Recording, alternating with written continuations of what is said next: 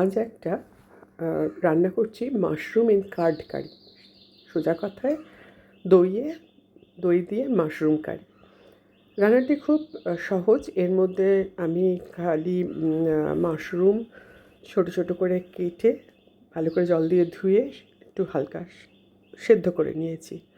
আর নিয়েছি পেঁয়াজ কুচি,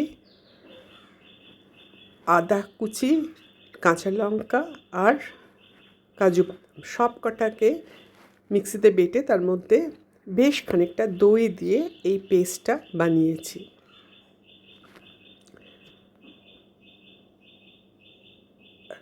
তারপরে হয়ে গেলে পেস্টটাকে সরিয়ে রেখে কড়াটা আবার একটু তেল দিয়ে কড়াতে কয়েকটা লবঙ্গ আর এলাচ, ছোটো এলাচ দিয়ে একটু সামান্য নাড়াচাড়া করেছি।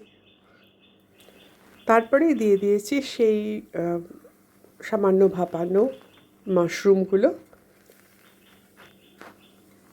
মাশরুম খানিকটা ভাজা ভাজা হলে তারপরে সেই যে পেস্টটা বানিয়ে রেখেছিলাম, পেঁয়াজ, আদা, কাঁচা লঙ্কা আর কাজু সামান্য ভেজে সেদ্ধ করে নিয়েছিলাম, সেটা পেস্টটা যেই 3-4 চামচ মতো দিলাম। ও তার মধ্যে দইও মিশিয়ে রেখেছিলাম। দইটা কেউ যদি চান পরেও দিতে পারেন, তবে আমি একসঙ্গে দিয়েই পেস্টটা বানিয়েছি।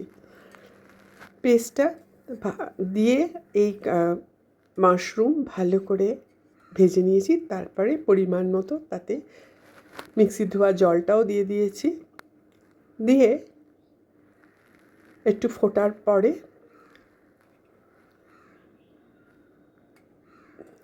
ঢাকা দিয়ে দেবো। ঢাকা দিয়ে ওই 2-4 মিনিট সেদ্ধ করতে দিয়েছি।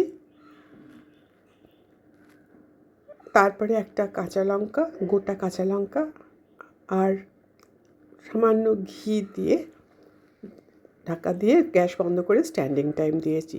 তৈরি হয়ে গেল অতি সহজে মাশরুম ইন কার্ড কারি।